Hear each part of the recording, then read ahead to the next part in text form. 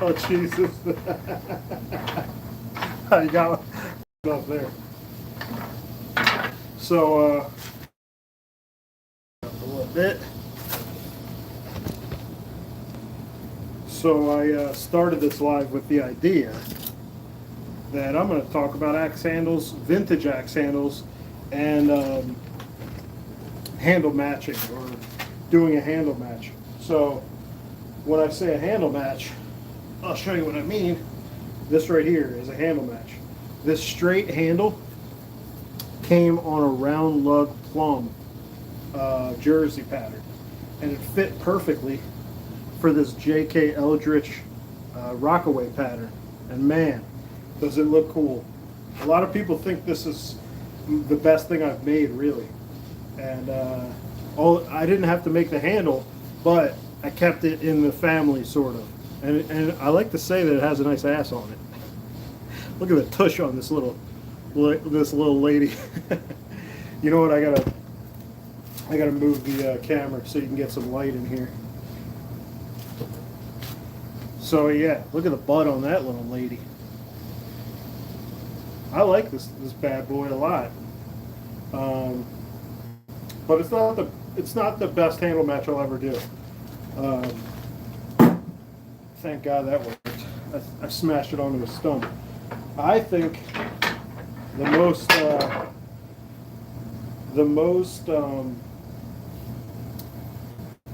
not talent anyway. Yeah, that's a Rockaway. It's a J.K. Eldridge Rockaway pattern. Here, I'll show it a little more before I get into what I was about to say. I have a bunch of handles right next to me. We'll talk about them. The only problem with this one is it's got a little bit of missing from the heel, a little damage. Heel damage. This is not a user though. I've only swung it a few times and I'm scared to, because it's got a little bit of damage right here on the handle. But it's so cool, very thin. Like, look how close my fingers are together.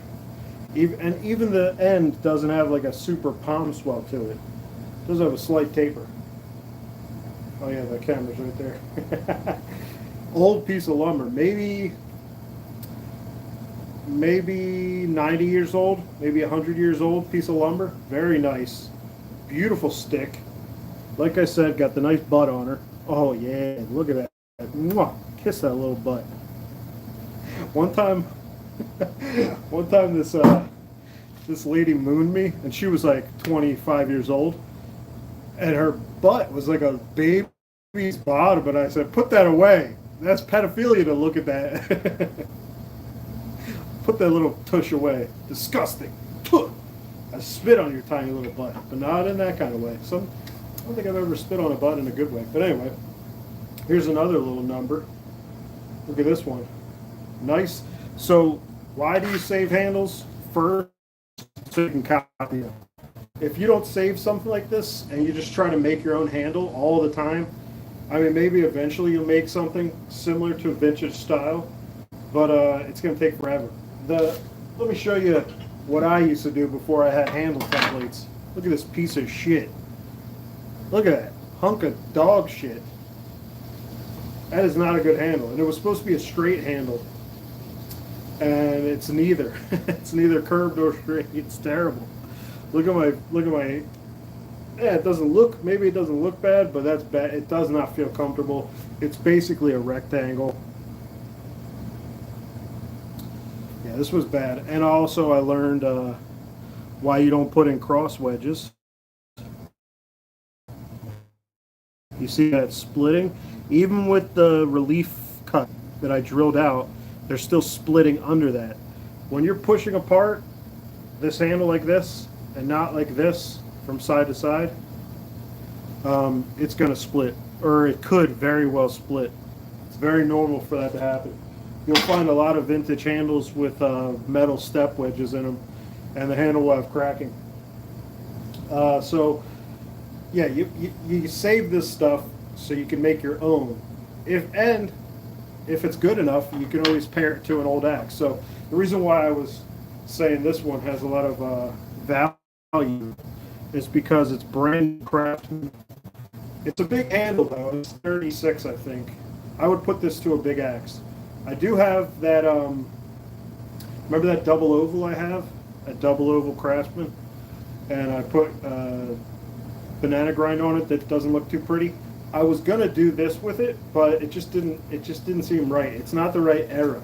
So I think this is like 60s handle, maybe a little later, maybe 70s or something. And it just wasn't gonna be right. So I'm saving it for something really nice. Hopefully I find that. Here's another, this is actually new old stock. Look at this bad boy. These are very valuable, guys, even if you're never going to use it. Shit, I might disconnect and then reconnect because I just switched to Wi-Fi, guys. See what happens here. But yeah, just to copy from here to here and from like here to here. Well, really, you want to copy this whole thing from there to there and then behind. These are the two dimensions that are most important before you get to this dimension. This isn't the hardest dimension, but I find it's difficult to not start that taper kind of pretty far back. Even this one isn't the best taper, but it's very comfortable. My hand really slides in there and it wants to stay exactly right there. Yeah, that feels actually really nice. So this is new old stock, and you could tell because the kerf was cut, but this has never been used. You could just tell. Look how thin that kerf is. So yeah, never used. Beauty. I think it looks pretty nice. I think this is a 36. I could get my tape measure, but no thanks. And then, so there's another aspect to vintage handles, is the color. And this isn't even oiled. Look how dark and beautiful it is. Let me try. The light is in the way. The only problem with this handle is that it was thin too much. God damn, look at that. There's a shoulder all the way down here. So yeah, that's not a lot of room. You really want it to be wide enough here, and it's just not. But I can still use it for copying. Like I said, it still has a decent swell. Let's see, is this one? Yeah, that one's better. That one's pretty nice when it comes to this dimension right here.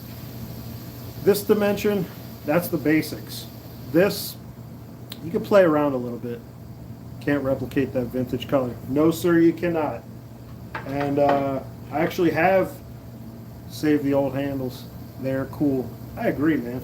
Not only are they cool, but it's a part of history. And so people call handles consumables. So that means if you have a consumable from 100 years ago, you have something very rare. Compared to an axe head from 100 years ago, dime a dozen. Maybe not. Here is a light color. It looks light colored, right? If I were to put oil on this old handle, it would darken up considerably, and it would look closer to the top right here. And it would look beautiful. Here's Brian Larson. Hey Brian, I save all my old handles. I have a picaroon that's super thin with a badass fawn's foot I want to copy. AKA used to be, oh, you used to be Rover Brian? You're the swell fellow with the big old trees, right? You had the big Douglas fir you were gonna split up. It was like 42-inch diameter. I'd love to see that. I don't think you ever posted anything like that. Is this that same, what the hell? Yeah, it's that same handle. Let me move on. Here's another one with decent swell. I mean, I think this is the first one I showed, yeah. And look at look at that heavy chamfer on the bottom of the handle right here, which is strange because really where you need the chamfer is right here. Because look, it already chipped out. But yeah, let's see. Is there much sweep up? Not a ton, but let's see how it feels. Oh yeah, this is a thick one too, but man, it feels good. Man, that feels great. Really, I think when how thin a handle is. Yep, coming soon. Wanted to use my bucket handle on those rounds. Oh, you got a few bucket handles. Nice. I'd like to see more about those palm swells. The way he's holding them is almost like this. The way he shows that he holds it is like that, and I'm more of a like kind of like butted up to wherever it stops. That's where I put my hand. And I'm not sure. Maybe he does do it like that. But this is not the best handle when it comes to shape. But if I wanted to, I could reshape this. There's enough material here where I can maybe dig out a little bit right there, make a nice little sweep to it. But still, it's still got that nice patina. You can't make up for a patina. People say, you know, what's the rule? Once a day, then once a week, then once a month or something when it comes to putting linseed oil on your handle. I don't do that, guys, and not many people do. This patina comes from just use. Oh, small woodlot. Oh yeah, we talked before. Small woodlot. So one of the handles maybe we don't save as often is a double bit handle, because I mean, look at the swells on an old double bit handle. It's not like, so a lot of guys will make wedge bangers, like they'll even make the head now, and those handles look a lot better in the swell than the old handles. Like even this. Oh God, even this, which was for a single bit, you know, that's not like a special swell or anything, but the handle is thin, so it feels good. Otherwise, I wouldn't have a problem swinging it. When people talk about how thin the handle is, it's really important where you're sliding your hand down. As long as your hand stops and it feels good, it's comfortable to use over and over and over, your holding hand, your bottom hand, really the thinness just matters like here to here. And I actually like it to be thin up here because I want my hand to fit in there well while I carry the axe. I don't want to have to carry an axe and it feels like I'm holding on to like a big chunk, you know? I want it to feel comfortable. I can hold it all day like this, walking, so I'm safe. The reason why we hold our axes up here most of the time is it's safest. When you get to hold it near the weight, you know, you can control that weight a lot better. I love doing that. I'm going to keep doing that all day. So yeah, anybody got any questions, comments about some of these handles I showed? I'll show some of them again. Beautiful Craftsman. I guess I was going to hang this. You could see that some of the patina is missing, but I changed my mind. I don't know what I'm going to use this on. I guess I don't have that head yet, that Craftsman head. Beauty, beauty. By the way, a couple videos back, someone said, is that poison ivy on that black locust? And I said, no, it isn't. I remember what happened. So I did get poison ivy. That vine wasn't poison ivy, but where I was processing that tree, I was moving poison ivy to the side. So I looked at the vine, I said, oh, there's not poison ivy here. My dumbass. All I did was eliminate one thing not being poison ivy. Yeah, it was really dumb. Let's go back to this new old stock. Oftentimes, I don't find the best lumber in these new old stock handles. Like this is completely sideways grain. I don't know if you guys could tell. But in its day, I don't think it would be bad to use. Oh, this has a really strange stamp. Look at the stamp. That part right there is like, that's a part of the stamp. I don't know what happened there. It almost looks like they just stamped it hard as hell, so it kind of caved in. But yeah, you can even see the lines of grain going sideways, so this is not a perfect piece of lumber, but another one where you could do a handle match. If you want to retire an axe, probably nothing better to use than a vintage handle to retire that axe. Handle matches are kind of like, so the reason why we do a handle match is to historically restore the axe. So you're really restoration is kind of like preserving history. At least that's what I think. So if you put it on a handle that it could have been on when it was made, or that it would have been on when it was after someone bought it, you're kind of preserving history. You know, this is correct for history. I'm not sure what I would put something like this. Let's see if we can find something that matches this. Here's a Snow and Neely, beautiful wedge pattern. This is going to be in a future handle I make, probably. Let's see. The eyes on these are big. Oh, wow. Finally found an axe with a tongue big enough. So, here, let me show you. Yeah, the tongue is big enough on this, so let's see what it looks like. How am I going to do this without hurting myself? This is an axe Yankee axe. I like a bit more curve on the fawn's foot hook as well. Yeah, yeah. I kind of agree with that. It's not a very. Although here, let me show you. It kind of does hook a lot right in here. It does feel pretty great. I'm gonna be honest. It feels really nice. A lot of these axes I've shown, they're not super like hooky kind of like what you're talking about is this. When you talk about the hook, I'm sure that's what you mean. Like you want it to sweep a little bit more. They're not too much. I'll show you another one. Let me go get it. So this is the handle that I almost always copy. I copy this handle constantly. Look at that. Well, it's just thinner, so it feels better. This is the view where you could really, the grain orientation might work against you though. Yeah, that one I just showed, it's completely sideways, yeah. So when it comes to a handle match, it's usually not for something you want to use all the time because vintage handles are more brittle. It's just how it is. And some of them are even broken, as you can see. So I learned a lot of this stuff from Axe Yankee. What he would do, if this was separating right here, which it is. Oh yeah, and look at this. You see this crack right here? That's from a step wedge. So it just shows, vintage handles show you what happens. When you put a step wedge in horizontal, it likely could crack that handle eventually. Now this did last a long time, but it was also loose as hell.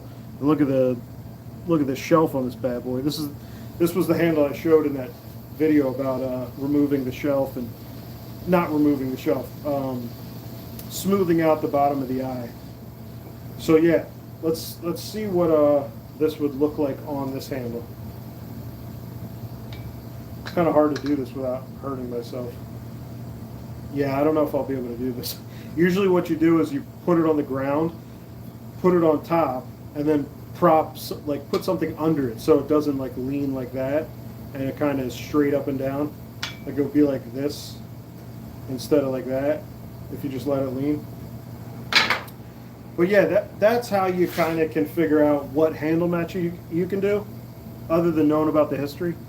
Did you see that the handle that Buckin made to sell that had rot, he dug it out and burned it for a wall hanger? I don't know if I saw that. Let me think. I'm not sure if I saw that. But exactly. You can always, so if there's a handle that's fucked up, you can always make it a wall hanger. I mean, that's if you have enough axes to do that with. But check this out. This Snow and Neely is stamped 3 3/4. Oh, you got it. You got it, Rover Bryant. That's awesome, man. You know, I really want to try one of those Buckin bullets, the wood bullet. Man, I'm never going to be able to afford a wood bullet. Maybe somehow I get rich one day, but I would love to just swing one. Need to hang a head on it still. Oh, okay. So he gave it to you. Wait, Rover Bryant, do you have anything to do with? I might be thinking of someone else. I was thinking, are you? Buckin says these names of people that he likes and he gets help from or he helps them. So I'm just trying to think, are you one of these people that I've heard him mention? Is there a reason why he sent it to you, or did you buy it and he told you, hey, this one's kind of messed up, I'll burn it for you? Give my bones a crack there. What do I got in the background? Jesus. Look at all these hand saws there. Let's see, anything cool? Oh yeah, look at this. Henry Diston. I don't know if you can see it too well, but this is a Diston. The handle makes me think it's not too old. Doesn't look super old, but here. I'll show you that. I'll read what you said in a second. I just want to show the little button thing, whatever these are. Oh yeah. Yeah, let me tell you. If you think you just made it big because you found a lot of hand saws at the flea market, they're dime a dozen. There's so many out there. Okay, let me see. No, probably not. Just by chance purchased. Oh, okay, that's cool. Although we exchanged some video back and forth, which was pretty cool. Joey says, I ran into Buckin on a road trip, and he had his final prototype of the wood ball with him. Looks like it will be a splitting beast. Man, that's awesome. You have to see it in person. That's a lot of the time with me. I've used axes, you know. I've gotten to try axes. I just want to hold them in my hand sometimes. I've split wood. I've cut wood. You know, it's not like I'm dying to have an axe to be able to use. I have a bunch of users, so I'm okay with that. But I love just getting to hold some of this cool stuff. Like, if it wasn't for a trade I made for this, I would have never gotten to hold something like this. This is a really clean, full bit wedge pattern. And contrary to popular belief, wedge patterns, not fat. When they're full bitted like this, it's not a splitter. I mean, look at that. Look how thin it is up until like right here. It's not a splitter. The history and shapes. Yeah. Yeah. I've almost never seen a full bit splitting axe, honestly. The best splitting axes I have are worn. Let's see. Here's a big axe. This is the special axe I've shown before. Here's a big axe. That's not a splitter. That's not a splitter, you know? Not when you have a great splitting splitting profile axe other than this. It's heavy. It's like 4 pounds 10 ounces, so it wouldn't be terrible, but it'd be sticky. That's mostly what people talk about when they talk about a splitting profile. If it's not fat and wedgy, it's going to be sticky. Let's see, do I have anything? Oh, here's something real cool. So, can you guys tell around how old this hatchet might be? The profile might tell you. Now, disregard the mushrooming. Can you guys guess how old this might be? Or like, who might have made it? I'll give you a clue. It says E.C. Simmons on it, I believe, or yeah, I think it's the E.C. Simmons. So my pal Tom told me that this might be a Blood. If you ever heard of Blood hatchet, or usually they're axes. Blood. Forget his first initial, L Blood, I think. Really cool. 1800s possibly. Late 1800s possibly. This is kind of like that pancake profile, where it's got a thickness here, and then it's got that real thin tapering pole. I don't know if you could see it on. Yeah, this angle's a little better. Look how thin that pole is. I really wish it wasn't mushroomed. It's really unfortunate. But it also says St. Louis Diamonds, so I was just told. I don't know, but you might be able to see the letter near the mushrooming, the letters. Yeah, there we go. You got it in there? I don't think so. Really cool. I might use this for a trade. Got a couple of 4-pounders in that same shape. Oh, this? Yeah, me too, man.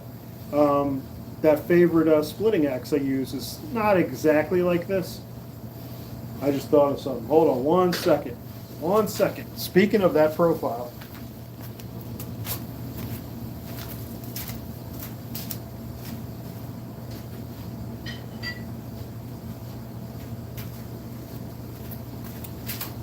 So this is unfortunate in some ways and fortunate in other ways. So I got this cheap because look at this. It was pounded out on the top. But look at this.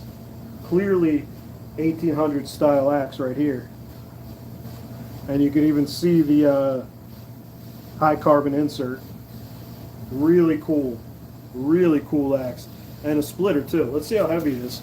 I got the weight. I got a weight thing right here. Oh wow, not too heavy. It's 3 pounds 14 ounces. So if I were to sharpen this, I'd be really careful. I would really want to not remove much material because that's a splitter right there. It's even a little keen up front. Like from here, it almost looks like one side was ground down a little. Maybe that's just the camera. Yeah, it's just the camera. Beauty though. The eye is not like, it's not like a Dutch style eye. This is just beat inwards, so it looks smaller. It's not like that. This is more like how it is up top. You could even see how beat inwards it is. Yeah, how cool is this thing, man? I got to do something with this eventually. I kind of want to use it. It's all like here. Let's see. Is there any problems with it? It looks good to me. Probably a late 1800s axe. This is upside down now. Now you can really see how much they beat it. Why you guys got to do that? So I do know why people do this. So it's not always like this, but at one point the eye shape in mine is more oval and larger. Oval and larger. Interesting. Yeah, when I talk about Pennsylvania Dutch eyes, it's kind of like rectangular. It's like a flat, more flat on the sides. This is like, I think teardrop is how they say it for most axe eyes. But so I think the reason why people beat the shit out of axes most of the time, and I have experience with this, is because it's a new axe. And, you know, a new axe is not as special as something where now this once new axe is like 150 years old possibly. So I did it with a council tool. I beat the fuck out of a 2019 council tool. I beat it to hell. Since I have so many options, anger issues. Yeah, since I have so many options, I've been using this fucking thing as something to hold the hose onto my belt sander. What I do is I go like this. I slide them together to kind of wedge wedge upwards so the hose stays on. That's how I use this 2000. Oh, it doesn't have a date? Oh yeah, it does. Here it is. There's the date right there. That's cool that they date these. Meat tenderizer.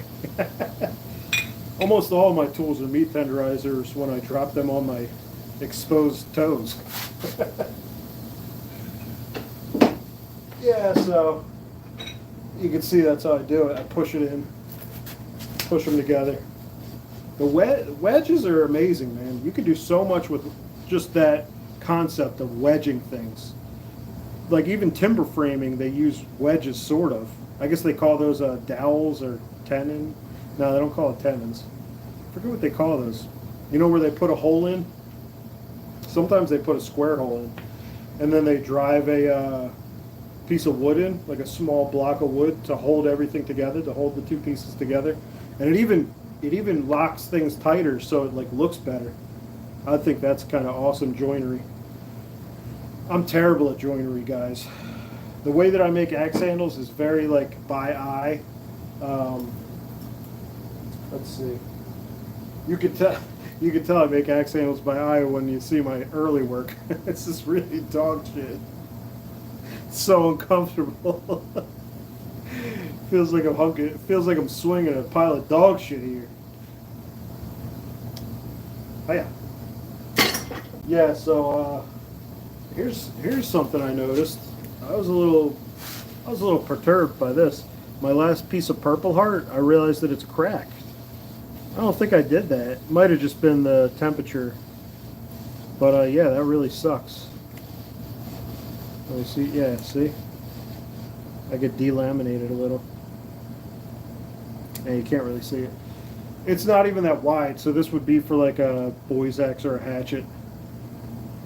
Is that a Marble's head, the handle? No, no, no. I see what you mean. It looks like it has those circles in the tongue. Nah, it's just something I did. I put 2 cross wedges in it. So yeah, a real hunk of shit. I didn't even do it straight. Look how bad that is. That is the best part about hanging an axe, is you can hide the dog shit work you've done. Yeah, really bad. And I use this as an example for why cross wedges can crack your handle. As you can see, I did a relief cut. I drilled a relief hole, and even below that, there's already cracking. And this was only used for like a year, so it just shows. And yeah, I'm even missing some of the tongue. came off. I don't know when I'm going to throw this out or use it as firewood. I don't know why I still have it. Let's see what else we got here. The longest, trying to bend, let's see, trying to bend the spoon like the Matrix while making handles. That's often how I use my bandsaw because, man, I hate the company I bought that bandsaw from. They didn't send me parts, and then the guide started falling apart because of that, and now I've lost multiple parts. So it just does not track how it needs to, bastards. But here's a really long poplar wedge. Look at that bad boy. Here's a, let's see, regular wedge. Oh wow, well, here's a regular wedge, and here's my big poplar. Bit of a size queen over here, but you know what? This is just fine. Oh yeah, look at that bad boy. This is I think this is sassafras, which is one of my favorite materials. Scratch and sniff. Oh yeah, that's sassafras. Sassafras. If you've never played with sassafras, one of the coolest woods. Smells great. Looks pretty good. I know they use it for chair seats. I think they still use it for that. But other than that, I know nothing about it. Other than I can identify it in the woods. It's really easy to identify. 3 different leaves. One with 1 lobe, one with 2 lobes, and the other with 3 lobes. 3 different leaves. Isn't that cool? Yeah, but look at this big boy. I could cut this off right here and then have 2 wedges. I probably should. I don't know why I've kept it like that. Have you guys seen my sweet gum wedges? I just sent some of this to someone. Look at the streaking in the sweet gum. Really beautiful stuff. You can't buy this. Like, I'm the only one that I've ever seen have this. It almost looks like marble when you smooth it out. You can't really see the streaks too much, but when it comes to wedges, what you're looking for is something pretty in the end grain. It just doesn't show the side grain, so this is what matters here. And sometimes people are okay with just color, so they use like elm or walnut. My friend said, "Why do you keep smelling your fingers?" I said, "I just got some sassafras." Oh, you guys have Rover Brian? You guys have sassafras on the West Coast? No. Oh, do you guys? Or you just bought it from someone? Or are you just making a joke? You scratch your ass and then you say, "Oh, I just got some sassafras." It's illegal to scratch your ass and then smell your fingers in public. I don't know if you know that. I bet you it is in Japan. I've been using the wedges you gave me. They're awesome. Oh, there's Mike. There's my pal from the flea market. Which wedges have you? Oh, the red oak ones I gave you, probably, right? I gave you a lot of red oak. Let's see what he says. Yeah, so I was just going over some of these awesome handles and why you should keep vintage handles. A lot of people that are, so when they're trying to make money off of axes or kind of make a living, they'll just cut something like this right off because they just want to get it over with. They make a lot more money from their own handles, and time is money, so they cut this off, it goes in the trash, which is unfortunate because a lot of these old handles are gorgeous and very useful. I copy this one almost every time I make a 30-inch handle.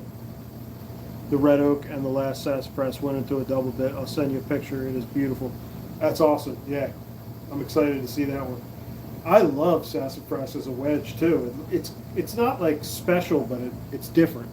I need to start gathering some cool wedges. Yeah, dude. What I do is I just gather the wood. You don't need special wood. You could try any wood you harvest and process, any timber. I mean, I'm sure people use softwoods. If you're in a region where all you have is birch and softwoods, I'm sure they use softwoods as wedges all the time. Historically. Yeah, I was reading a book, an old book, and apparently they used to use softwood for chisel or file handles. They would just, shape it real quick. And I have that. That's my experience. I just use whatever I want. This is a beech handle, and it's not shaped perfectly, but oh well. Here's a this is a cool one. Oh no, it's maple. Here's a maple handle for this file. So you don't have anything else that's cool. Here we go. Let me show you guys. We got all kinds of stuff. So this looks like maple too. It's kind of blocky. You don't really need the handles to be perfectly shaped, honestly. This one's better. This one's rounded. I was going to try old growth tight grain Douglas fir. Yeah, Douglas fir is fine probably. It's known to be strong. I mean, it's structural wood, so. Yeah, look at this one. This is a white oak. Oh, for a wedge. Yeah, yeah, it would be fine. Obviously, for file handles, you can use any wood in the whole world. I think this wood is black Tupelo, actually, on my farmer's file. And as you can see, this is not like a well-shaped handle. I just put it on there to protect myself from the sharp tang. Let's see, what else we got here? I think I have something else. Oh shit.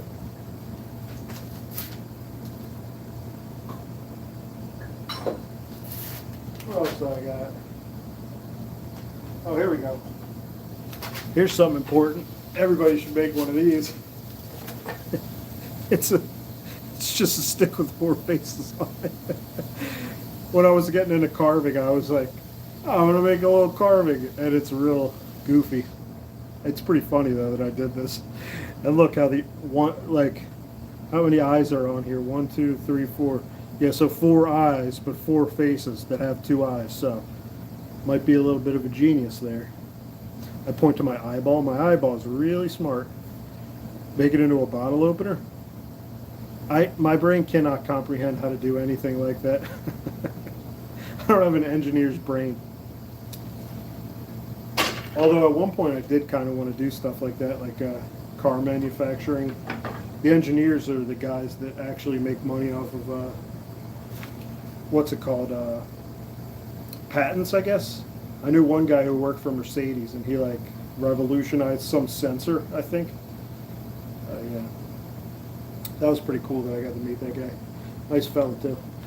Look at the edge Axiak he put on this too. So this edge is really what he does.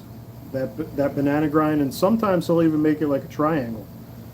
This one's close to that kind of triangle. He'll do that for the diamond eye axis, the main axis with a diamond eye. This is not a diamond eye.